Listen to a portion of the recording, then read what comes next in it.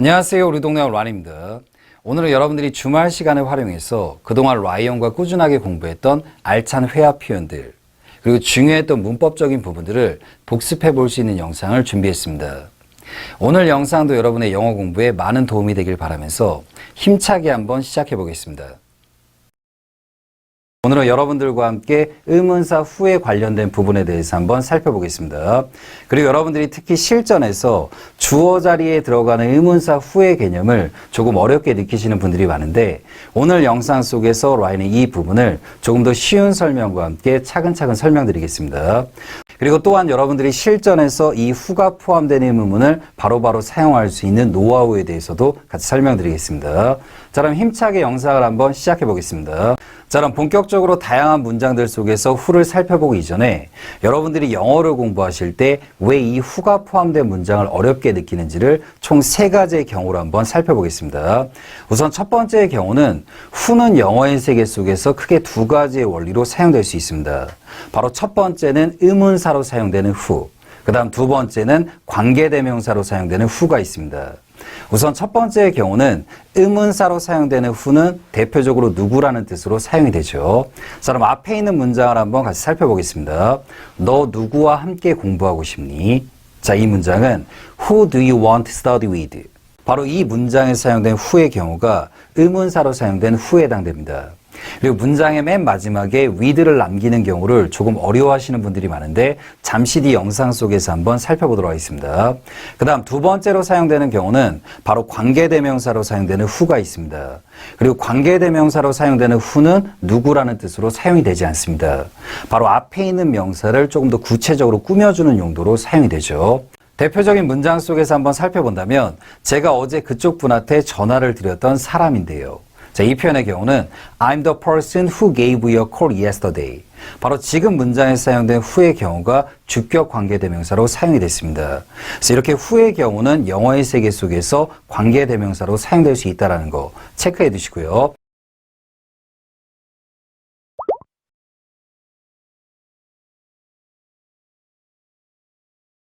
두 번째로 의문사 후가 어렵게 느껴지는 이유는 이 의문사 후의 경우는 문장상에서 총 3가지의 위치를 대신하는 용도로 사용할 수 있습니다. 대표적으로 주어 자리에 들어가는 사람을 묻는 경우, 때로는 목적어, 때로는 전치사의 뒷자리에 위치한 사람을 묻는 경우 때도 사용될 수 있습니다. 여기에 해당하는 부분은 잠시 뒤에 영상 속에서 상세하게 살펴볼 예정이고 그리고 영상이 끝난 다음에 지금 아래에 있는 예문들도 한번 꼭 참고해 보는 걸 추천드리겠습니다.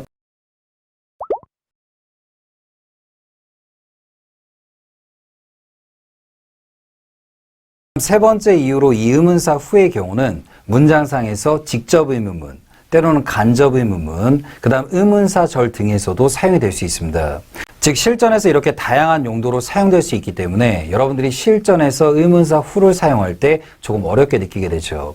그리고 위에서 언급했던 간접 의문문, 그리고 의문사절이 조금 궁금하신 분들은 아래 보이는 썸네일 영상을 꼭 참고해 보는 걸 추천드리겠습니다.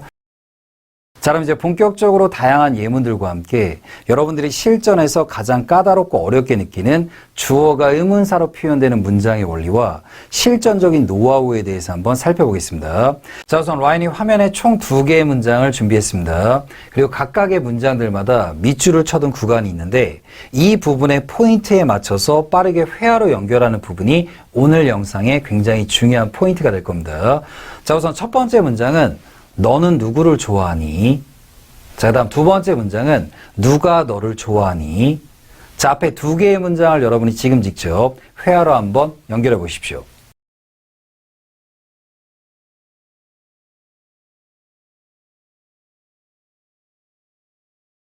자, 첫 번째 문장의 정답을 한번 확인해 보겠습니다. 너는 누구를 좋아하니? 자, 이 문장의 정답은 Who do you like? 혹시라도 이 문장을 순간적으로 빠르게 표현할 때 어려움을 느끼시는 분들을 위해서 라인이 간략하게 이 문장의 원리를 설명드리겠습니다. who가 포함된 의문문이 어렵게 느껴지시는 분들은 who라는 공간 속에 라이언을 포함시켜서 차근차근 평서문의 원리로 생각해 보는 걸 추천드리겠습니다. 즉, 너는 누구를 좋아하니? 이 문장이 순간적으로 어렵게 느껴진다면 너는 라이언을 좋아한다. 이렇게 평서문의 원리로 생각해 보는 거죠. 자, 이 문장은 영어로 You like Ryan. 자, 그럼 이 문장을 의문문으로 한번 바꿔보겠습니다. 자, 의문문으로 바꿀 때는 라이언 기본 어순 SV 울라블라 쌍W를 활용해서 조금 더 쉽게 설명드릴게요. 자, 앞에 보이는 어순판이 보이시나요? 여러분들과 방금 만들었던 평서문을 의문사 후가 포함된 직접 의문문으로 한번 바꿔보겠습니다. 우선 기본적으로 의문문을 나타낼 때 의문사는 문장의 맨 앞에 위치됩니다. 바로 지금 어순에서 볼 수 있듯이요. 그리고 이 문장의 기본적인 메인 동사는 일반 동사 like가 사용이 됐습니다. 그리고 현재 문장의 주어는 you로 잡혀 있고, 그리고 이 문장은 과거를 묻는 것이 아니라 평상시 때 누구를 좋아하는지. 그래서 바로 다음 빈 공간에는 조동사 do가 포함이 됐죠. 그 다음으로 연결되는 부분은 차근차근 어순을 연결해서 who do you like? 바로 이런 기본적인 의문문이 탄생이 됐습니다. 자, 이번엔 두 번째 문장의 정답을 한번 확인해 보겠습니다. 누가 너를 좋아하니? 자, 우선 이 문장의 정답은 Who likes you? 바로 이렇게 표현됩니다. 하지만 여러분들이 실전에서 이 의문문을 조금 어렵게 느끼는 이유는 방금 전에 살펴봤던 일반적인 의문문과 조금 다른 방식으로 표현되기 때문이죠. 그래서 이 부분을 한번 차근차근 살펴보겠습니다. 방금 전 만들었던 문장에서도 여러분께 이야기를 드렸지만 혹시라도 이렇게 후가 포함된 의문문이 순간적으로 너무 어렵게 느껴질 때는 평서문의 원리로 차근차근 생각해 보는 걸 추천드리겠습니다. 그리고 누구라는 자리 속에는 라이언을 포함시켰어요. 누가 너를 좋아하니? 자, 이 문장의 평서문은 Ryan likes you. 바로 이렇게 표현되겠죠. 자, 그럼 지금 만들었던 문장을 어순판에 넣어서 의문문으로 한번 바꿔볼 텐데 기존에 만들었던 의문문의 방식으로 표현되지 않는다는 것을 아마 느끼게 될 겁니다. 우선 기본적으로 직접 의문문에서는 의문사는 문장 선두에 있어야 됩니다. 하지만 지금 문장 같은 경우는 부득이하게 주어 자리가 후로 형성이 됐죠. 그 다음 이 문장의 메인 동사는 현재 일반 동사입니다. 그럼 일반 동사의 기본적인 의문문을 나타낼 때 do, does, did가 주어의 앞으로 나가야 되죠. 하지만 do, does, did가 문장의 앞으로 이동한다면 지금 보이는 것처럼 의문사보다 앞쪽에 위치하게 되죠. 즉 기존의 의문문의 방식과는 다른 오류가 탄생됩니다. 그래서 주어가 이렇게 후로 잡히는 경우 때는 이러한 오류를 탈피하기 위해서 문장을 쭉 전진하는 형태를 보이게 됩니다. 그리고 혹시라도 지금 앞에 있는 어순판을 보시면서 그럼 주어 자리에 있는 who를 문장 맨 앞으로 이동을 시키고 그 다음에 do, does, did를 사용하면 되지 않을까요? 아마 이렇게 생각하시는 분들도 분명히 있을 겁니다. 그럼 만약에 주어 자리에 있는 who를 문장 맨 앞으로 이동시킨다면 영어의 가장 중요한 메인 주어 자리가 공석이 되죠. 그래서 영어는 기존과는 다른 방식으로 표현되는 이러한 경우를 위해서 주어가 의문사 후로 표현될 때는 문장을 쭉 전진하는 방식으로 표현하게 됩니다. 자, 이제 두 번째로 주어가 의문사 후로 사용이 될 때 여러분들이 기억해야 될 중요한 포인트로 주어가 의문사 후로 사용될 때는 보통 이 후의 인칭은 3인칭으로 가정하고 표현하게 됩니다. 이유는 본인이 알고 있는 정보나 본인이 주어가 되는 문장을 타인에게 묻는 경우는 흔치 않기 때문이죠. 예를 들어서 결혼한 부부가 있는데 남편분이 아내분에게 이렇게 묻습니다. 저기 누가 그쪽 분이랑 결혼한 거죠? 이렇게 물으면은 한동안 집에 못 들어가겠죠. 지금 남편분이 아내분에게 갑자기 저기 누가 그쪽 분이랑 결혼한 거죠? 이런 상황 나오면 안 되겠죠. 자, 다음 두 번째 경우는 만약에 주어가 you로 잡히는 경우 때는 방금 전에 여러분들과 살펴봤던 문장인 너 누구를 좋아하니? 바로 이러한 형태의 의문문으로 표현하게 되고 때로는 who를 빼고 단도직입적으로 묻는 의문문의 형태로 많이 표현하게 됩니다. 그래서 주어가 의문사 후로 잡힐 때는 주어의 인칭을 3인칭으로 가정해서 누가 너를 좋아하니? 바로 who likes you. 바로 이렇게 표현됩니다. 그래서 이 부분의 포인트를 기억해 두시고요. 그리고 또 한 가지 여러분들이 주의해야 될 점이 있는데 영어의 동사는 일반 동사만 존재하는 것이 아니죠. 바로 비동사도 존재하게 됩니다. 주어가 이렇게 의문사 후로 잡히면서 뒤에 문장역에 비동사의 표현력이 올 때는 3인칭을 담당하는 비동사인 is 그리고 is의 과거형인 was 이 두 가지의 표현력으로도 자주 사용될 수 있습니다. 한번 예를 들어서 이 부분을 문장 속에 살펴본다면 누가 커피를 사올 거예요. 자, 이 표현의 경우는 who is going to pick up some coffee. 하지만 실전에서 who is는 축약으로 표현해서 who's going to pick up some coffee. 바로 이런 식으로 표현됩니다. 그리고 또 한 가지로 일반 동사의 과거형은 인칭의 영향을 받지 않고 표현이 될 수 있죠. 대표적으로 문장 속에서 한번 살펴본다면 누가 이 보고서를 만들었나요? 자, 우선 이 문장의 정답은 Who made this report? 우선 주어가 who로 시작이 됐지만 make의 과거형은 made. 바로 인칭에 상관없이 바로 표현이 됩니다. 하지만 이 문장역을 누가 평상시에 이 보고서를 늘 만드나요? 바로 이렇게 표현될 때는 Who makes this report? 바로 주어가 3인칭일 때 일반 동사는 s나 es를 붙여서 표현되죠. 그래서 이 부분의 원리를 잘 생각하면서 실전적인 노하우 부분을 한번 살펴보겠습니다.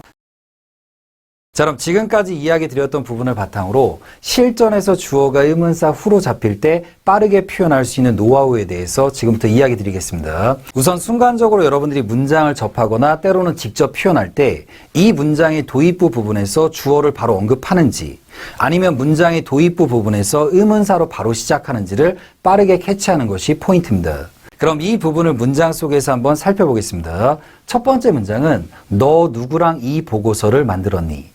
그 다음 두 번째 문장은 누가 이 보고서를 만들었니? 우선 두 개의 문장 모두 누구라는 개념은 포함되어 있죠. 하지만 문장의 첫 도입부 부분에서 첫 번째 문장의 경우는 너라는 부분으로 시작을 했죠. 이렇게 너로 시작한다는 뜻은 이 문장의 메인 주어가 you라는 힌트를 주게 됩니다.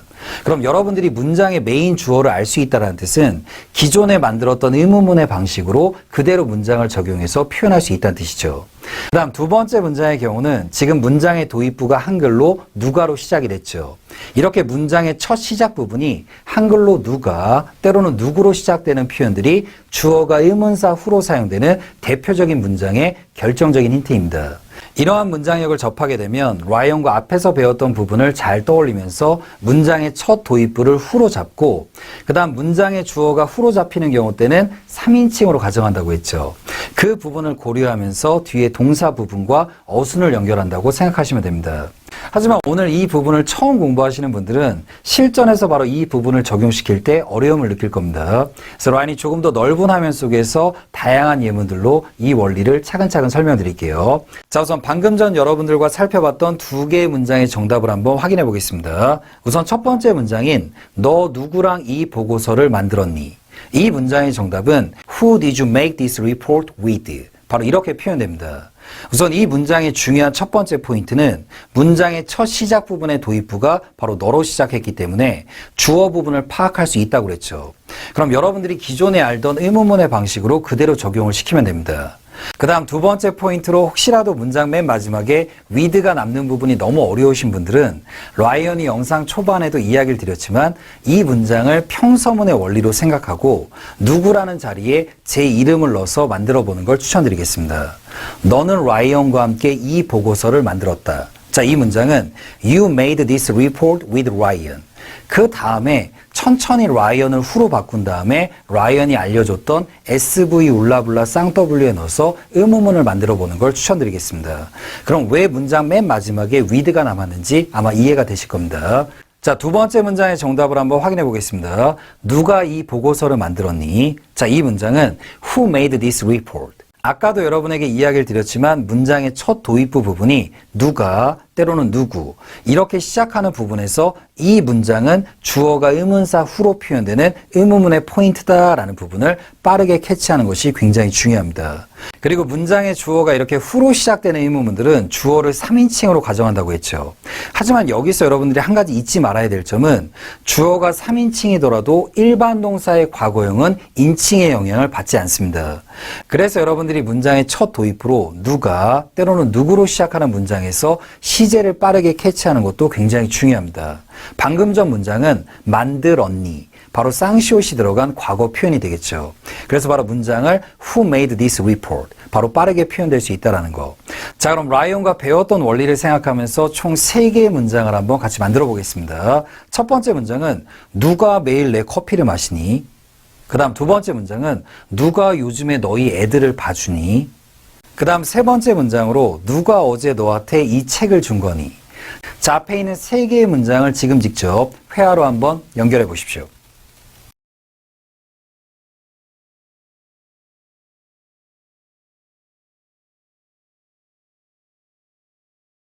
자, 첫 번째 문장의 정답을 한번 확인해 보겠습니다. 우선 누가로 시작하는 의문문이고 마시다라는 일반 동사가 나왔습니다. 그 다음 마지막으로 체크할 부분은 이 문장의 시제가 늘 항상 이루어지는 건지 아니면 과거인지. 자, 이 문장은 과거가 아니죠. 그래서 바로 정답은 Who drinks my coffee? 자, 그 다음 두 번째 문장의 정답을 한번 확인해 보겠습니다. 누가 요즘에 너희 애들을 봐주니? 자, 누가로 시작하는 의문문이고, 그 다음 돌보다 라는 일반 동사, 그 다음 시제는 과거가 아닌 늘. 그래서 바로 정답은 Who takes care of your children? 그 다음 세 번째 문장으로 누가 어제 너한테 이 책을 준 거니? 우선 누가로 시작하는 의문문, 그 다음 무언가를 주다라는 일반 동사, 그리고 시제는 친절하게 문장에서 표현이 됐죠. 그래서 바로 이 문장의 정답은 Who gave you this book yesterday? 바로 이렇게 표현이 됩니다. 자, 그럼 여러분들과 빠르게 두 개의 문장을 한번 살펴보겠습니다. 너 어제 누구랑 있었니? 자, 누구라는 표현이 문장에 포함은 돼 있지만 문장의 첫 도입부 부분에서 너라는 표현을 언급을 했죠. 자, 이 문장의 정답은 Who were you with yesterday? 그리고 혹시라도 이 문장이 이해 안 되시는 분들을 위해서 라이언이 밑에 평서문의 원리를 적어뒀습니다. 너는 어제 라이언과 함께 있었다. You were with Ryan yesterday. 그리고 이 문장을 차근차근 한번 앞에서 말했던 원리로 바꿔보시고요. 그 다음 두 번째 문장으로 누가 어제 너랑 있었니? 자, 이 문장은 누가로 시작을 했죠. 하지만 이 문장은 일반 동사가 아닌 비동사의 표현력입니다. 그래서 바로 이 문장의 정답은 Who was with you yesterday? 바로 이렇게 표현이 되죠. 그리고 혹시라도 이 문장이 이해가 안 되시는 분들은 누구라는 자리 속에 제 이름을 넣어서 평서문의 원리로 생각해 보시면 됩니다. 라이언이 어제 너와 함께 있었다. Ryan was with you yesterday. 바로 이 문장이 평서문의 원리이기 때문에 바로 아까와 같은 의문문이 탄생이 되죠. 자, 마지막으로 여러분들과 두 개의 문장을 더 살펴보도록 할게요. 너 어제 누구랑 이야기한 거니? 자, 우선 이 문장은 라인이 장기적인 관점에서 이야기 드린다면 당신은 어제 누구랑 이야기를 했나요? 물론 여러분들이 원하신다면 당신은 이라는 개념으로 시작해도 괜찮습니다. 하지만 여러분이 실전에서 당신은 이란 표현은 많이 사용하지 않게 되죠. 항상 언어를 공부하실 때는 실전적인 감각으로 연습하는 걸 추천드리겠습니다. 그럼 만약에 이 문장이 나중에 격식체가 된다면 고객님은 어제 누구랑 이야기를 하셨나요? 이렇게 고객님이란 표현으로 주어가 잡혀도 바로 you라는 부분을 빠르게 캐치해야겠죠. 그럼 이 문장은 편한 사이 때 회화체로 가정하고 너라는 부분으로 시작을 했죠. 그 다음 동사 부분은 무언가 이야기를 나누거나 대화를 하다. 바로 일반 동사 턱이 사용됐습니다. 그리고 시제는 친절하게 어제라고 힌트를 줬죠. 자, 그래서 이 문장의 정답은 Who did you talk with yesterday? 바로 이렇게 표현이 가능합니다. 그리고 혹시라도 아직도 with가 남는 부분이 너무 어려우신 분들은 아래 적어둔 평서문의 개념을 생각하시면서 차근차근 라이언 어순에 넣어서 문장을 만들어 보는 걸 추천드리겠습니다. 그 다음으로 여러분들과 살펴볼 문장은 여러분이 전화를 받았을 때 누구세요? 라는 문장입니다. 이 문장도 여러분이 천천히 생각해 본다면 누가 지금 전화를 거시는 거죠? 바로 이 표현이 되겠죠.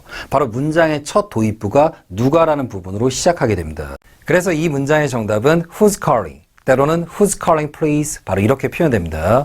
원래 원문장의 개념은 who is calling. 하지만 who is는 실전 회화에서 주로 축약어로 표현되기 때문이죠. 그리고 여러분들이 조금 더 정중한 느낌을 표현하고 싶다면 문장 끝부분에 please를 붙여서 표현하시면 됩니다.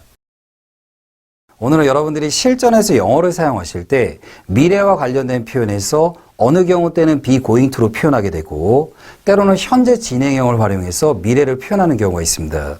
그래서 대부분의 분들이 영어를 공부하실 때 이 부분의 감각을 조금 어렵게 느끼시는데 오늘 영상 속에서 라이언과 차근차근 이 부분을 살펴보겠습니다.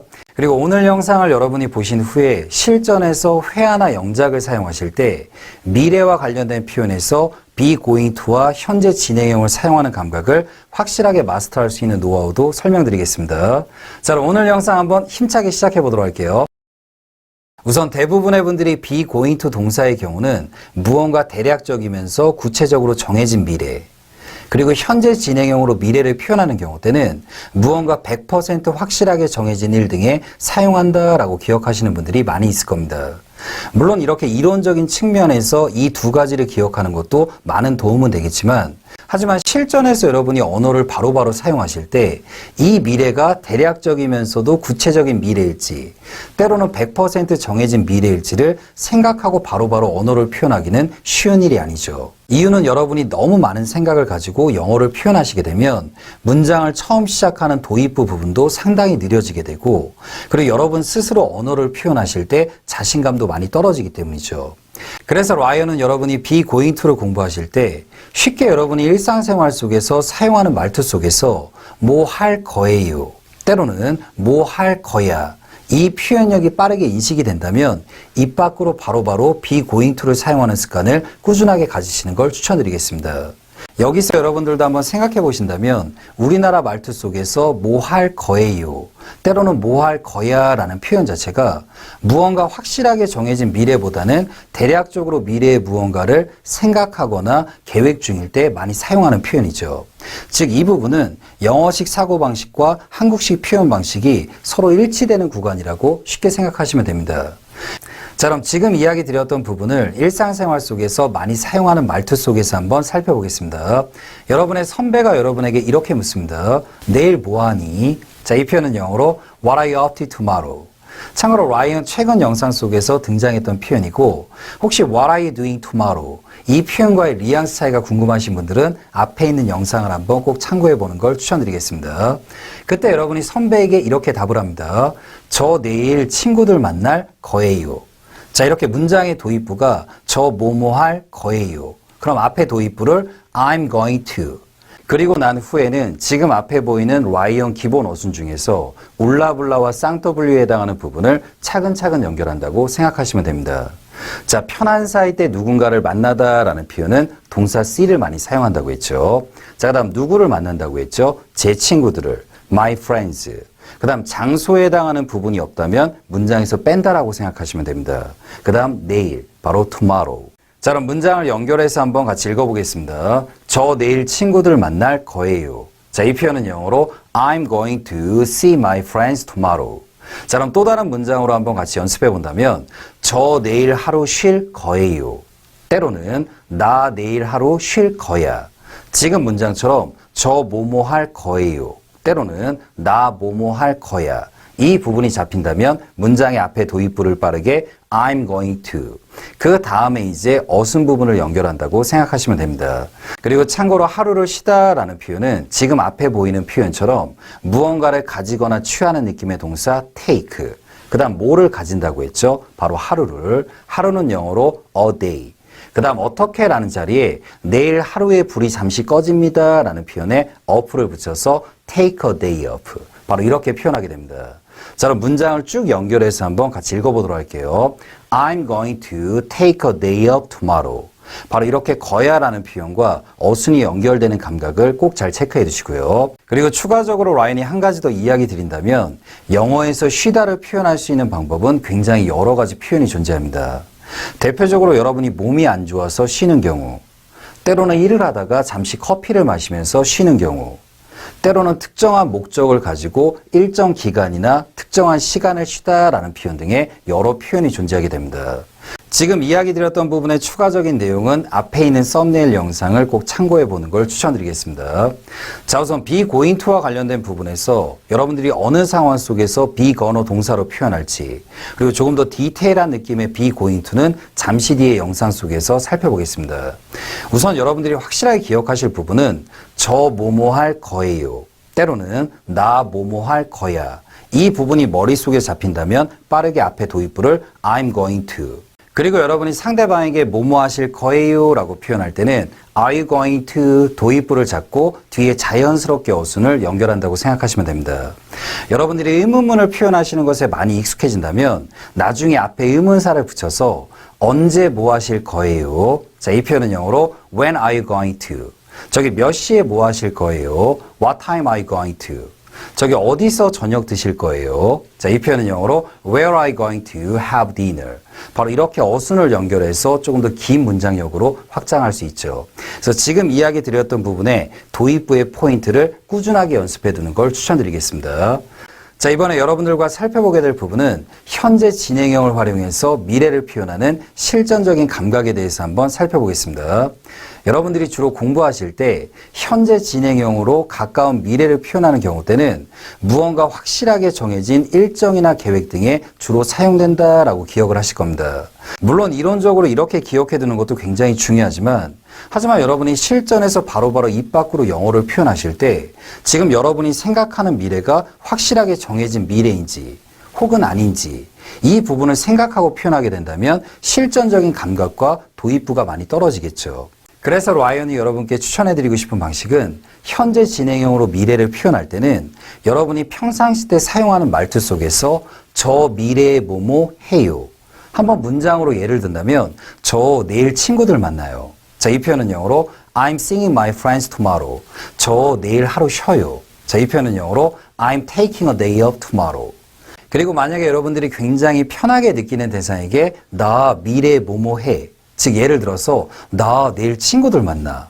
I'm seeing some friends tomorrow. 바로 이러한 감각 속에서 현재 진행형으로 미래를 표현하게 되죠. 즉 여러분들 일상생활 속에서 확실하게 정해진 일정이나 약속 등을 표현할 때 저 내일 등산 가요. 나 내일 친구들하고 등산해. 바로 이러한 표현력을 영어는 현재 진행형을 활용해서 바로 미래로 표현하게 되죠. 자, 그럼 이제 현재 진행형으로 미래를 표현할 때 중요한 핵심적인 부분을 라이언과 함께 정리해 보겠습니다. 우선 첫 번째로 무언가 확실하게 정해진 미래의 표현에서 이 표현 기법을 많이 사용합니다. 하지만 아까도 이야기 드렸지만 이러한 부분은 어디까지나 이론적인 부분이고 여러분이 실전에서 이 현재 진행형으로 미래를 표현할 때는 라이언이 이야기 드렸던 부분 저 뭐뭐 해요. 때로는 나 뭐뭐 해. 바로 이러한 감각 속에서 사용할 수 있도록 훈련하시고요. 그 다음 두 번째의 경우는 확실히 진행형을 사용하기 때문에 조금 더 생동감 있는 느낌으로 많이 사용됩니다. 그래서 여러분의 실전 회화 속에서 이렇게 진행형으로 미래를 표현하는 기법이 많이 사용될 수 있고요. 그 다음 세 번째의 경우는 격식체나 비즈니스 문서 등에서 조금 더 상대방에게 밝은 느낌으로 이야기할 때도 사용될 수 있습니다. 하지만 굉장히 격식체의 문장에서는 다른 미래의 표현으로 주로 선회하게 되고요.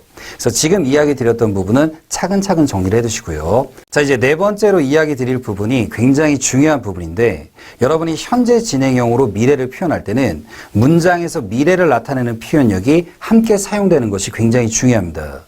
하지만 이 경우 때도 여러분이 함께 고민할 부분이 이 문장력을 단독 문장으로 표현할지 때로는 대화체의 상황을 가정하고 표현할지 이 부분에 따라서 미래 시제를 나타내는 표현이 반드시 필요한 경우도 있고 생략되는 경우도 있습니다. 자, 그럼 이 부분을 문장상에서 한번 살펴보겠습니다. 우선 단독으로 사용되는 문장은 대화체처럼 앞뒤의 문장이 아닌 딱 하나의 문장력만으로 파악해야 되는 경우입니다. 자, 라이언이 앞에 두 개의 문장을 준비했습니다. 그리고 앞에 두 개의 문장은 앞뒤로 문장이 없는 단독 문장으로 생각하시고요. 자, 첫 번째 문장은 I'm having lunch with Ryan. 자, 그 다음 두 번째 문장은 I'm having lunch with Ryan tomorrow. 자, 첫 번째 문장은 여러분이 해석을 어떻게 하셔야죠? 지금 라이언과 점심을 먹고 있는 중이다. 그 다음 두 번째 문장의 경우는 내일 라이언하고 점심 먹어요. 때로는 나 내일 라이언하고 점심 먹어. 바로 현재 진행형으로 미래를 표현한 문장이죠. 즉 이렇게 단독 문장력에서는 미래를 나타내는 표현력이 있는지와 없는지에 따라서 굉장히 중요한 의미 차이가 발생할 수 있습니다. 그리고 추가적으로 지금 화면 속의 라이언이 한 개의 문장을 더 보여드리고 있죠. I will be having lunch with Ryan tomorrow. 참고로 이 문장은 미래 진행형에 해당되는 표현인데 지금 앞에 보이는 썸네일 영상을 꼭 참고해 보는 걸 추천드리겠습니다. 그래서 오늘 배웠던 이 표현력과 미래 진행형의 표현력의 차이가 무엇인지도 함께 기억해 두는 걸 추천드릴게요. 자, 그럼 이제 다음으로 여러분들과 살펴볼 부분은 단독 문장이 아닌 대화체의 문장 속에서 한번 살펴보겠습니다. 자, 여러분의 친구가 여러분에게 이렇게 묻습니다. 내일 뭐 하니? 자, 이 표현은 역시 What are you up to tomorrow? 그때 여러분이 친구에게 답변으로 나 라이언하고 점심 먹어. 때로는 만약에 선배가 물었다면 저 라이언하고 점심 먹어요. 자, 이 표현은 I'm having lunch with Ryan. 근데 지금 문장에서 tomorrow를 생략을 했죠. 이렇게 대화체의 상황 속에서는 미래를 나타내는 표현력을 많이 생략하고도 표현할 수 있습니다. 그리고 결정적인 이유는 상대방이 앞에 문장 속에서 내일 뭐하니? 라고 물어줬기 때문에 바로 내일이라는 부분을 생략하고 표현할 수 있죠. 그래서 여러분이 대화체의 문장 속에서 현재 진행형을 표현할 때는 미래와 관련된 부분이 생략될 수 있기 때문에 앞뒤 상황과 뉘앙스를 잘 파악하는 것이 중요하다는 거. 이 부분 잘 체크해 두시고요. 자, 그럼 지금까지 라이언과 배웠던 부분을 간략하게 점검하기 위해서 라이언이 화면에 총 5개의 문장을 준비했습니다. 그리고 각각의 문장을 라이언이 생동감 있게 먼저 읽어드릴게요. 그 후에 여러분이 회화로 연결할 수 있는 시간을 잠시 드리겠습니다. 자, 우선 첫 번째 문장은 저 퇴근하고 영화 볼 거예요. 자, 다음 두 번째 문장은 저 퇴근하고 영화 봐요. 때로는 편한 사이에게 나 퇴근하고 영화 봐. 그 다음 세 번째 문장으로 몇 시에 영화 보실 거예요? 그 다음 네 번째 문장은 선배 몇 시에 영화 봐요? 때로는 편한 사이 때 몇 시에 영화 봐? 자, 다음 마지막 다섯 번째 문장이 조금 중요한 뉘앙스가 될 수 있는데 여러분이 굉장히 편하게 느끼는 대상에게 나 퇴근하고 영화 볼 거야. 조금은 둔탁한 느낌도 되죠. 자, 앞에 있는 다섯 개의 문장을 지금 바로 회화로 한번 연결해 보십시오.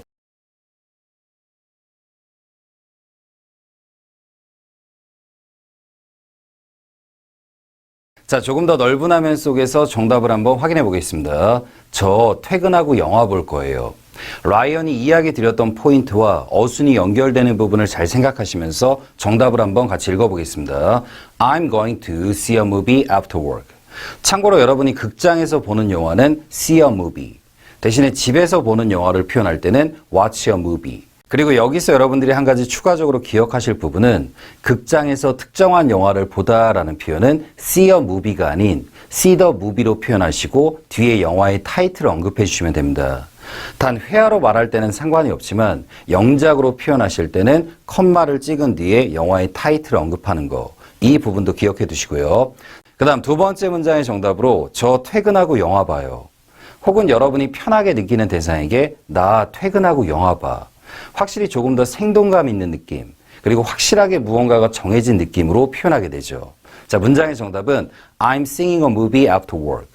자, 세 번째 문장의 정답을 한번 확인해 보겠습니다. 몇 시에 영화 볼 거예요? 확실히 몇 시라는 의문사와 문장의 마지막 부분에 거예요. 그리고 의문문에 포인트가 있죠. 자, 정답을 한번 같이 읽어보겠습니다. What time are you going to see a movie? 자, 네 번째 문장의 정답도 한번 확인해 보겠습니다. 몇 시에 영화 봐요? 때로는 여러분이 편하게 느끼는 대상에게 몇 시에 영화 봐? 확실히 방금 전에 여러분과 만들었던 세 번째 문장과 눈으로 직접 보더라도 한글의 표현력의 차이가 조금은 느껴지시죠. 그리고 세 번째 문장에 비해서 조금 더 생동감 있고 밝은 느낌, 때로는 친근감이 조금 더 포함된 뉘앙스라고 생각하시면 됩니다. 자, 문장의 정답을 한번 천천히 같이 읽어보겠습니다. What time are you seeing a movie? 그래서 진행형으로 미래를 표현하는 감각도 잘 체크해 두시고요. 자, 이제 마지막 문장의 정답이 굉장히 중요한데 나 퇴근하고 영화 볼 거야.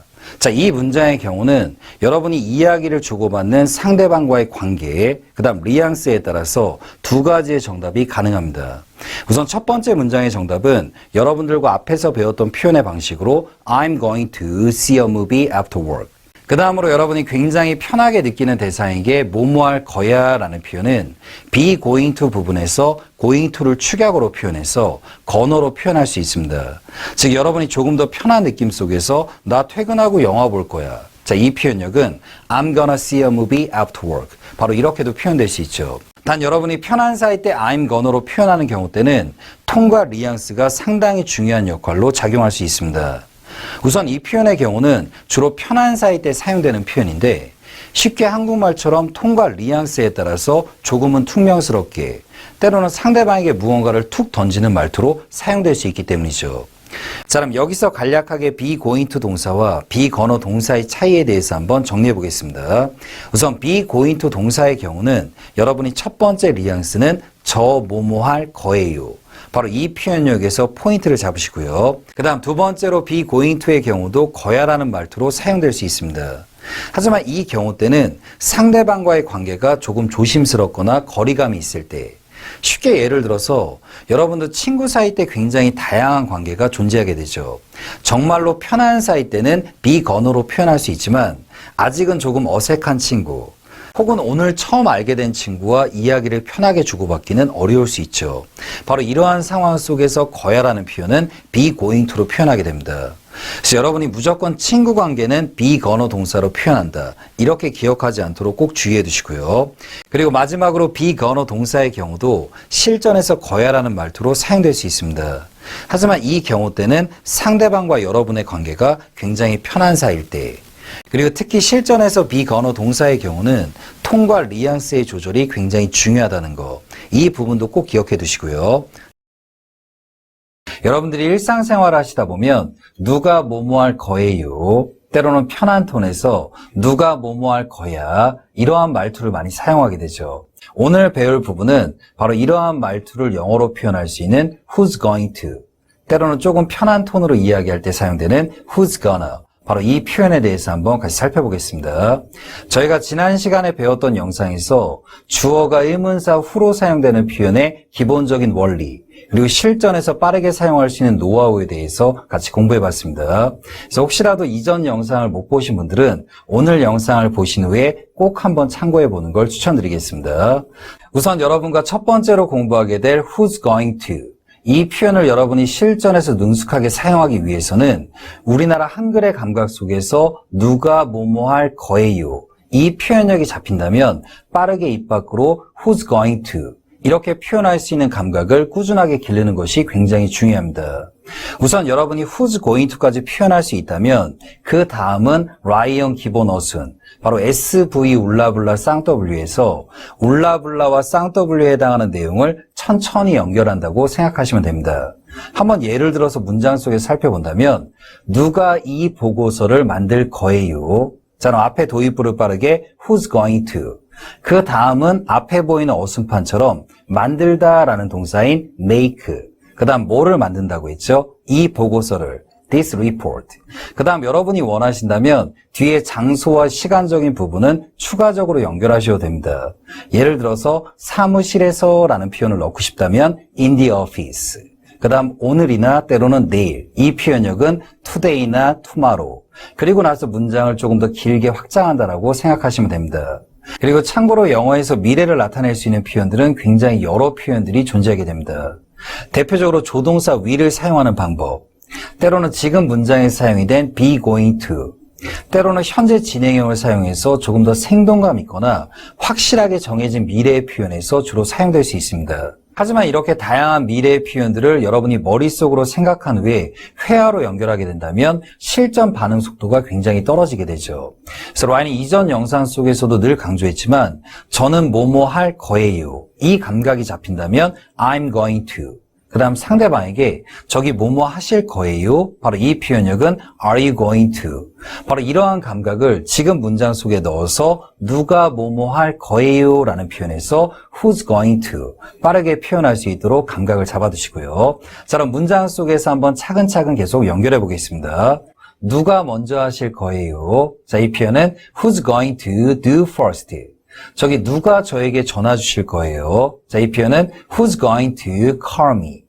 누가 내일 발표하실 거예요. 자, 이 표현은 who's going to give a presentation tomorrow. 지금 누구로 시작하면서 거예요 라는 부분에서 침착하게 who's going to, 그 다음에는 천천히 어순을 연결한다라고 생각해 두시고요. 자, 이제 다음으로 여러분들과 살펴보게 될 표현력은 누가 뭐 할 거야 라는 표현에 대해서 살펴보겠습니다. 우선 여러분들이 이 표현을 사용하실 때는 상대방과의 관계에 실전적인 뉘앙스를 잘 파악하면서 이 표현을 사용하는 것이 굉장히 중요합니다. 이유는 쉽게 우리나라 말로 거야 라는 표현이 굉장히 친한 사이 때도 사용될 수 있지만 조금은 약간 어색한 사이, 때로는 어느 정도 거리감이 있는 사이에서도 거야 라는 표현을 사용하기 때문이죠. 이 부분을 여러분들이 조금 더 쉽게 이해할 수 있도록 라인이 생활 속 말투 표현으로 표현해 드리겠습니다. 여러분들과 굉장히 편하게 지내는 사이, 즉 허물없이 이야기를 주고받는 친구가 여러분에게 이렇게 묻습니다.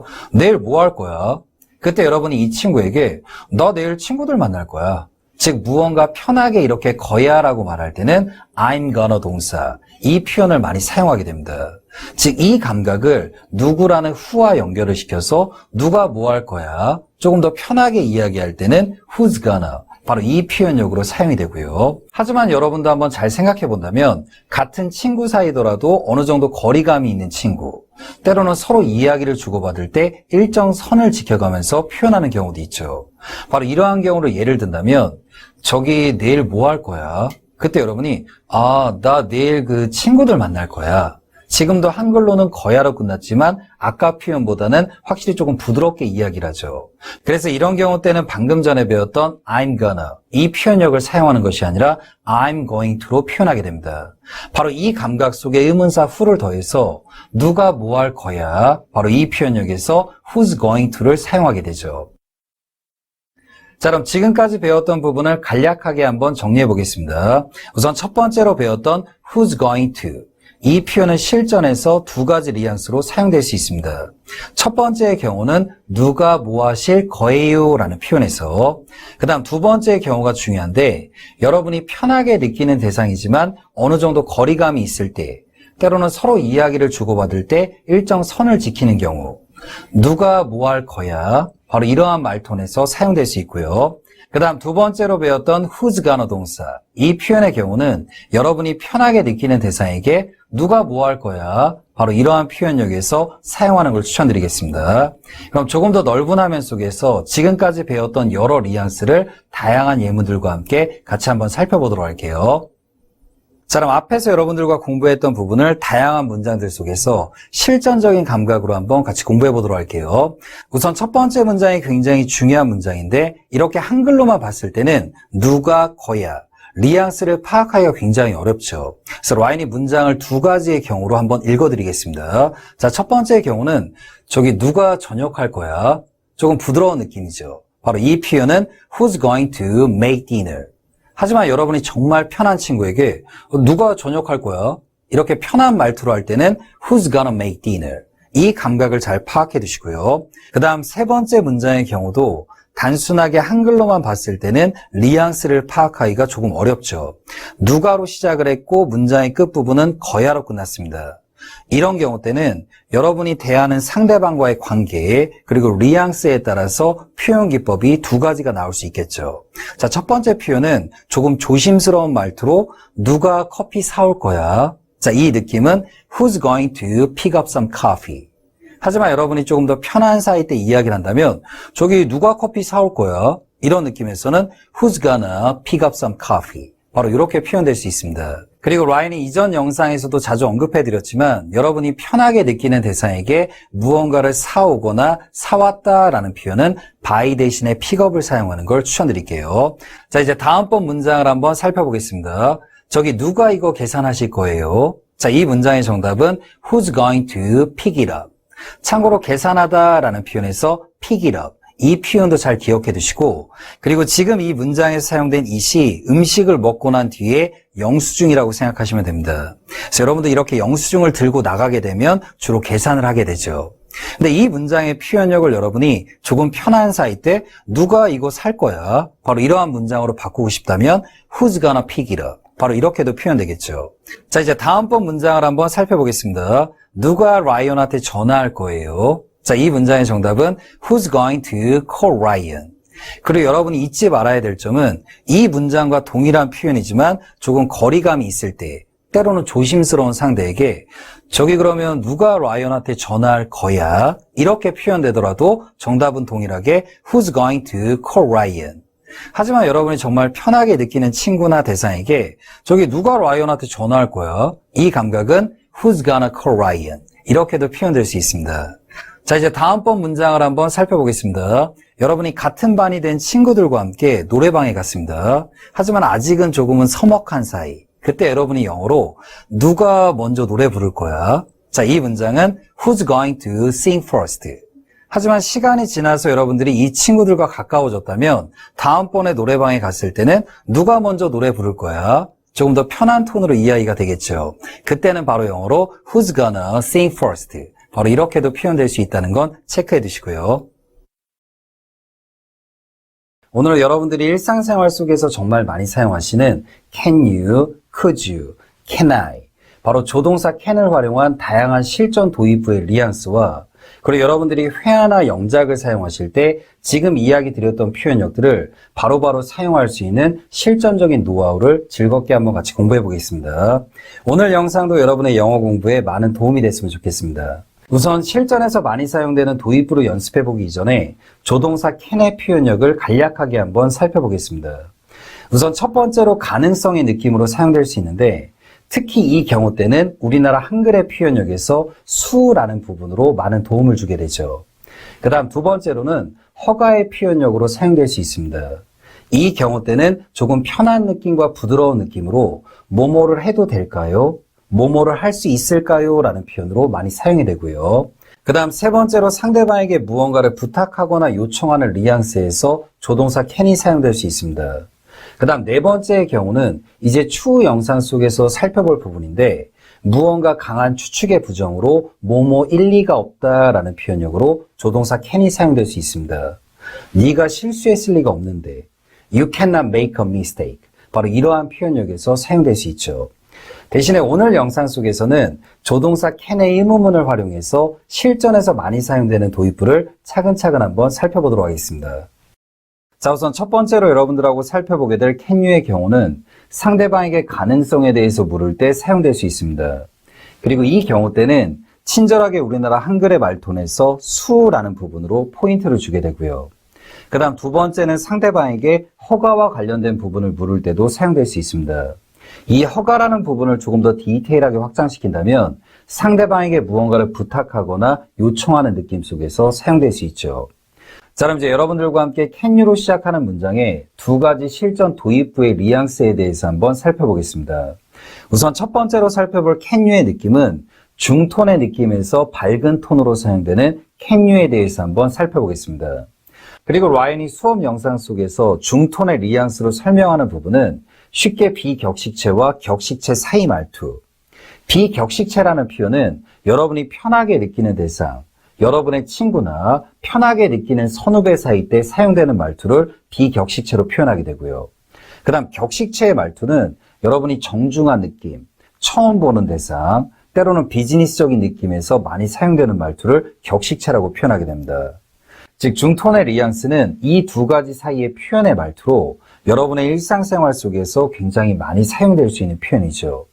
그래서 여러분이 평상시 때 can you를 중톤으로 사용하실 때는 우선 첫 번째는 저기 뭐뭐 할 수 있으세요?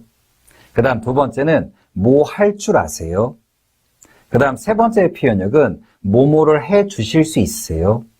그 다음 네 번째의 표현 기법은 뭐뭐를 해 주시겠어요? 라는 표현에서 이 can you의 도입부를 빠르게 잡는 것이 굉장히 중요합니다. 자, 그럼 이제 문장의 도입부를 여러분들이 can you로 잡을 수 있다면 그 다음은 라이언 기본 어순에서 울라블라와 쌍W에 해당하는 내용을 자연스럽게 연결한다고 생각하시면 됩니다. 자, 그럼 실전적인 문장 속에서 한번 같이 살펴보겠습니다. 여러분들이 해외여행을 갔을 때 호텔 직원분에게 저기 7시에 모닝콜 좀 해줄 수 있나요? 자, 이 문장을 같이 만들어 보도록 할게요. 그리고 지금 문장의 경우는 친절하게 문장 속에서 수라는 부분이 언급이 됐죠. 이렇게 우리나라 말투 속에서 수라는 부분이 언급이 될 때 조동사 can을 활용하는 감각을 꾸준하게 연습하는 것이 굉장히 중요합니다. 자, 그럼 문장의 앞에 도입부를 can you. 그 다음은 이제 저에게 모닝콜을 주십시오. 자, 무언가를 주다라는 표현에 동사 give. 그 다음 목적어 자리는 저라는 부분으로 me를 넣게 되겠죠. 그 다음 give me라는 표현은 문장상에서 부드럽게 발음할 때는 give me라는 표현으로 표현이 됩니다. 그 다음 모닝콜은 영어로 a wake up call. 여러분이 보통 모닝콜이라고 많이 표현하실 텐데 영어식 사고 표현으론 a wake up call. 그럼 뭐라는 부분 속에 이 단어를 넣고요. 그 다음 언제 전화를 달라고 했죠? 바로 7시에, 바로 at 7. 자, 그럼 앞에 완성된 문장을 천천히 한번 같이 읽어보겠습니다. 단 문장의 도입부 부분과 어순이 자연스럽게 연결되는 감각을 꼭 기억하시면서요. 저한테 7시에 모닝콜 좀 해줄 수 있나요? 자, 이 표현은 영어로 Can you give me a wake-up call at 7? 자, 다음 또 다른 문장으로 저 물 좀 주실 수 있나요? 자, 이 표현은 영어로 Can you get me some water? 참고로 이 표현은 무언가를 가져다 주다라는 표현에 bring이라는 동사를 편한 감각 속에서 get으로 표현한 문장입니다. 그리고 참고로 지금 표현의 경우는 실전에서 활용도가 굉장히 높은 표현인데 여러분이 상대방에게 뭐뭐를 가져다 줄 수 있나요? 바로 이 느낌이 잡힌다면 문장의 앞에 도입부를 빠르게 can you get me? 그 뒤에 이제 한 단어의 명사를 붙여서 표현하시면 됩니다. 그리고 여기서 라이언이 한 가지 중요한 감각을 추가적으로 이야기 드릴 텐데 여러분이 만약에 문장의 앞에 도입부를 can you가 아닌 could로 바꿔서 표현하게 된다면 상대방에게 한층 더 부드러운 느낌 그리고 정중한 느낌으로 표현할 수 있습니다. 방금 전의 문장을 Could you get me some water please? 바로 이렇게 표현하게 된다면 조금 더 정중한 느낌으로 표현할 수 있죠.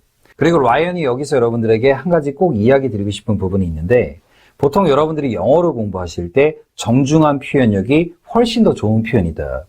그래서 여러분들이 영어를 사용하실 때 모든 표현력을 정중한 표현력만을 사용하시는 분들을 꽤 많이 봤습니다. 그래서 여러분들이 해외로 여행을 갔을 때 could라는 표현을 잘 사용하지만 상대적으로 can you라는 표현을 잘 사용하지 못하는 경우가 있습니다. 그래서 이 두 표현력의 차이를 라인이 여러분들이 쉽게 느낄 수 있도록 한번 보여드리겠습니다. 자, 가게 사장님께 사장님 저희 얼음물 좀 주실래요? 다시 한번 하겠습니다. 라인이 감정을 너무 이입했죠. 지금 앞에 눈 마주친 남자분은 주먹 살짝 펴주시고요. 화가 많이 나신 것 같아요. 자, 중톤의 느낌으로 다시 한번 보여드리겠습니다. 사장님, 저희 얼음물 좀 주실 수 있나요? 요 정도의 느낌이 can you. 그 다음 조금 정중한 느낌, 격식체의 표현으로 저기 사장님, 저희 얼음물 좀 줄 수 있나요? 바로 이 느낌이 could라고 생각하시면 됩니다. 그리고 방금 전에 라인이 보여드렸던 can you라는 표현 자체가 너무 비격식체, 때로는 상대방에게 기분 나쁘게 들리는 말투로 사용되지 않았죠. 그래서 여러분이 실전에서 이러한 중톤의 느낌으로 뭐 좀 해줄 수 있으세요? 라는 표현에서 can you를 빠르게 사용할 수 있는 감각을 꼭 가지셨으면 좋겠습니다. 자, 다음 또 다른 문장으로 저기 이거 사용할 줄 아세요? can you라는 표현력 자체에는 상대방에게 뭐뭐 하실 줄 아세요? 라는 표현도 있습니다. Can you use this? 하지만 이 표현의 경우는 여러분들이 상대방에게 물을 때 이거 어떻게 사용하는지 아세요? 라는 표현으로 Do you know how to use this? 바로 이 표현력도 많이 사용되죠. 하지만 can you라는 표현력 자체에 뭐뭐 할 줄 아세요? 라는 표현도 사용될 수 있다는 건 꼭 기억해 주시고요. 자, 그럼 이제 여러분들과 함께 추가적으로 3개의 문장을 빠르게 한번 살펴보겠습니다. 이제 라이언의 표정과 제스처, 그 다음 뉘앙스 등을 파악하면서 이 문장의 도입부를 can you로 시작할지 때로는 could로 시작할지 이 부분은 이제 여러분들이 선택하셔야겠죠. 자, 첫 번째 문장은 여기 서명 좀 해주시겠어요? 이 말은 고객님 여기 서명해 주실 수 있으세요? 바로 수의 표현이죠. 자, 정답은 can you sign here? 하지만 이 표현을 여러분이 정중하게 고객님 여기 서명해 주실 수 있나요? 이렇게 표현하고 싶을 때는 could you sign here? 바로 이렇게도 표현되고요. 그 다음 두 번째 문장은 여러분이 해외여행 등을 갔을 때 공항이나 때로는 기차에서 저기 죄송하지만 가방 좀 열어주실 수 있을까요? 자, 조금 정중한 느낌이죠. Could you open your bag please? 바로 이렇게 could로 시작한 다음에 뒷부분에 please를 붙여서 좀 더 정중한 느낌으로 표현할 수 있습니다. 하지만 여러분이 이 문장도 원하신다면은 저기 죄송한데 가방 좀 잠깐 열어줄 수 있어요? 이럴 때는 can you로도 시작하셔도 되고요. 그 다음 세 번째 문장은 여러분이 조금 밝은 느낌으로 저기 박물관이 어디 있는지 알려주실 수 있을까요? 자, 이 문장의 정답은 can you tell me where the museum is? 바로 이렇게 표현이 됩니다. 참고로 지금 사용된 문장은 간접 의문문의 구조인데 혹시라도 지금 사용된 문장 구조가 궁금하신 분들은 앞에 있는 썸네일 영상을 꼭 참고해 보는 걸 추천드리겠습니다. 자, 이제 다음으로 여러분들과 살펴보게 될 부분은 여러분이 편하게 느끼는 대상에게 사용되는 can you에 대해서 한번 살펴보겠습니다. 편하게 느끼는 대상은 여러분의 친구 관계, 때로는 심적으로 편하게 느끼는 대상과 사용되는 말투라고 생각하시면 됩니다. 우선 첫 번째 많이 사용되는 말투는 뭐뭐 할 수 있어? 때로는 뭐뭐 할 수 있니? 그 다음 두 번째로 여러분이 상대방에게 뭐뭘 해줄 수 있니? 라는 표현으로도 사용할 수 있습니다. 그 다음 세 번째 표현력이 실전에 사용하실 때 뉘앙스와 톤이 굉장히 중요한데 여러분이 편하게 느끼는 대상에게 뭐뭘 할 줄 알아 라는 표현으로도 사용될 수 있고요. 그 다음 여기서 라이언이 여러분께 한 가지 중요하게 이야기 드린다면 보통 여러분들이 영어를 공부하실 때 격식체의 말투 위주로 주로 공부하게 됩니다. 당신은 뭐뭘 할 수 있나요? 하지만 여러분들도 실전에서 영어를 사용하실 때 편한 대상과 주고받는 이야기도 굉장히 많이 사용하게 되죠. 예를 들어서 여러분이 조카에게 우리 조카 이거 만들 줄 알아?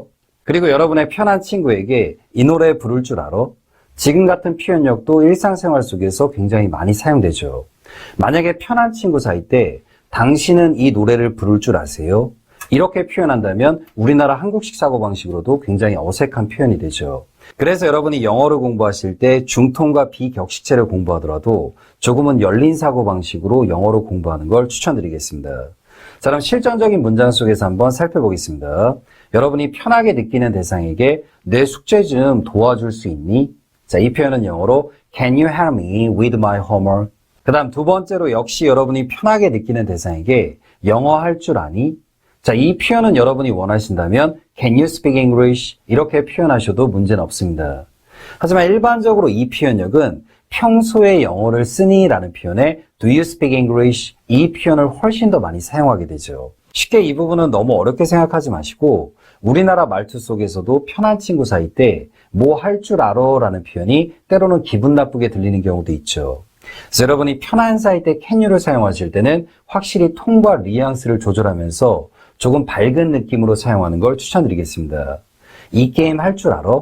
지금 라이언이 이야기할 때도 기분 나쁜 톤보다는 이 게임 할 줄 아니? 조금 밝은 느낌으로 이야기하죠. 자, 이 표현은 영어로 Can you play this game? 하지만 이 문장을 이 게임 어떻게 하는 줄 아니? 무언가 어떻게 라는 표현이 나올 때는 Do you know how to play this game? 바로 이렇게 표현하는 것도 추천드리겠습니다.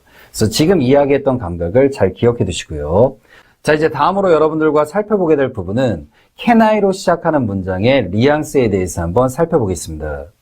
can I로 시작하는 문장의 도입부도 실전에서 굉장히 많이 사용되는데 크게 네 가지의 상황을 간략하게 살펴본다면 첫 번째로 무언가 가능성의 느낌, 그 다음 두 번째의 표현력은 편한 느낌의 허가, 그 다음 세 번째는 무언가를 부탁하거나 요청하는 느낌, 그 다음 네 번째로 여러분이 편하게 상대방에게 무언가를 제안하는 느낌 속에서도 사용될 수 있습니다. 우선 can I가 중톤으로 사용될 때 여러분이 기억해야 될 첫 번째 뉘앙스는 뭐뭐 해도 될까요? 그 다음 두 번째 뉘앙스는 뭐뭐 할 수 있을까요? 라는 표현에서 빠르게 반응 속도를 잡는 걸 추천드리겠습니다. 확실히 두 번째 표현력 같은 경우는 문장에서 수라는 부분이 포함됐기 때문에 여러분이 실전에서 빠르게 반응할 수 있겠죠. 자, 그럼 이 부분을 실전적인 문장 속에서 한번 살펴보겠습니다. 제가 전화로 주문해도 될까요? 자, 이 표현은 영어로 Can I order by phone? 바로 이렇게 표현될 수 있는데 지금 이 문장의 경우는 허가와 요청의 느낌으로 생각해도 되겠죠. 하지만 이 문장력을 저기 전화로 주문할 수 있을까요? 이렇게 수가 포함된 느낌은 또 가능성의 표현력으로도 살펴볼 수 있습니다. 그래서 순간적으로 여러분이 잡히는 뉘앙스에서 무언가 해도 될까요? 때로는 뭐를 할 수 있을까요? 라는 표현에서 빠르게 can I의 도입부를 잡는 걸 추천드리겠습니다. 자, 다음 또 다른 문장으로 한번 살펴보겠습니다. 저기 펜 좀 빌릴 수 있을까요? 때로는 펜 좀 빌려도 될까요? 자, 이 표현은 영어로 Can I borrow your pen? 이제 다음번 문장으로 저기 티켓 좀 볼 수 있을까요? 자, 이 표현은 Can I see your ticket? 여기서 라인이 한 가지 중요한 감각을 추가적으로 이야기 드린다면 만약에 지금 했던 문장들을 여러분이 조금 더 정중한 느낌으로 제가 고객님의 티켓을 봐도 될까요? 이렇게 제가로 시작하면서 정중한 느낌의 의문문으로 끝날 때는 문장의 앞에 도입부를 may I로 시작하는 걸 추천드리겠습니다. 즉 방금 전에 여러분들과 만들었던 조금 밝은 느낌으로 저기 표 좀 봐도 될까요? Can I see your ticket? 이 문장력을 제가 고객님의 티켓을 좀 봐도 될까요? 이렇게 바꾸고 싶다면 Can I라는 도입부를 may I로 바꿔서 May I see your ticket? 바로 이렇게도 표현될 수 있습니다. 그래서 may I로 표현되는 감각도 잘 체크해 두시고요. 자, 그럼 이제 다음번 문장으로 조금 밝은 느낌으로 저기 주문을 받아도 될까요? 자, 이 표현은 영어로 Can I take your order? 하지만 여러분이 이 표현력을 조금 격식체의 느낌으로 제가 고객님의 주문을 받아도 될까요? 이렇게 표현하고 싶다면 May I take your order? 바로 이렇게도 표현될 수 있습니다. 그리고 지금 이야기 드렸던 문장은 여러분들이 원하신다면 고객분의 상태적인 느낌의 포인트를 맞춰서 저기 주문 준비가 되셨나요? Are you ready to order? 바로 이 표현력으로도 바꿔서 표현할 수 있습니다. 자, 그럼 이제 마지막으로 여러분들과 살펴보게 될 부분은 편한 사이 때 사용되는 can I의 뉘앙스에 대해서 한번 살펴보겠습니다. 편한 사이 때 사용되는 can I의 도입부는 여러분이 공부하실 때 우선 첫 번째는 나 뭐뭐 할 수 있을까? 그 다음 두 번째 뉘앙스는 나 뭐뭐 해도 돼? 바로 편한 사이 때 나타내는 허가를 표현하게 되죠.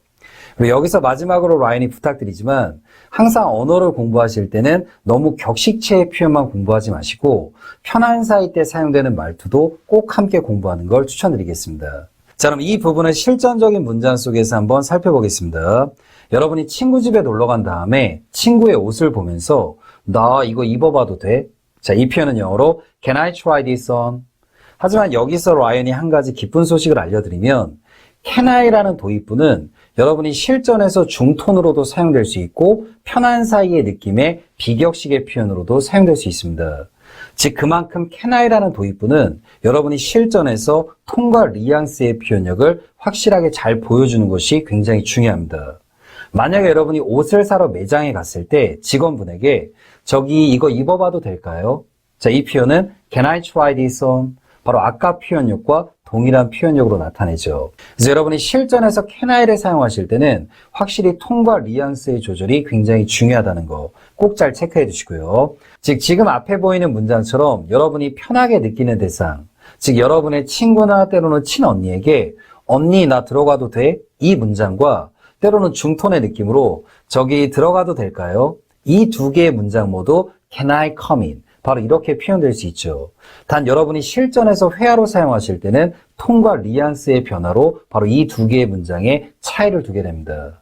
그 다음 마지막으로 여러분이 격식체의 표현으로 제가 들어가도 되겠습니까? 바로 이렇게 표현할 때는 앞부분을 may I로 바꿔서 may I come in? 바로 이렇게 표현될 수 있고요. 그리고 라이언이 can I에 대해 설명하면서 상대방에게 무언가를 제안하는 느낌으로도 사용할 수 있습니다 라고 이야기를 드렸는데 그 부분의 대표적인 문장을 한번 살펴보겠습니다. 여러분이 상대방에게 커피 좀 가져다 줄까? 자, 이 표현은 영어로 Can I get you some coffee? 바로 이렇게 can I로 시작하는 문장도 상대방에게 무언가를 제안하는 느낌으로도 사용될 수 있다는 거. 이 부분의 포인트도 잘 체크해 주시고요. 자, 오늘은 여러분들이 실전에서 정말 많이 사용하시는 can you, could you, can I의 뉘앙스의 차이에 대해서 한번 살펴봤습니다. 그리고 라이언이 모든 영상 속에서 늘 이야기 드리지만 문법과 이론적으로 알고 있는 부분도 굉장히 중요하지만 실전에서 바로바로 입 밖으로 회화로 연결할 수 있는 노하우, 그리고 여러분이 영작을 하실 때도 너무 많은 생각보다는 빠르게 앞에 도입부를 잡는 훈련을 꾸준히 하는 것이 중요하다고 했죠. 그런 부분에서 라이언이 최근에 제작해드리는 영상이 여러분의 영어 공부에 많은 도움이 되었으면 합니다. 자, 오늘의 마지막 인사가 되겠죠. 영어가 여러분의 즐거운 취미가 되는 그날까지 우리 동네 영어의 라이언도 늘 최선을 다하겠습니다. 자, 오늘은 여기까지 하겠습니다.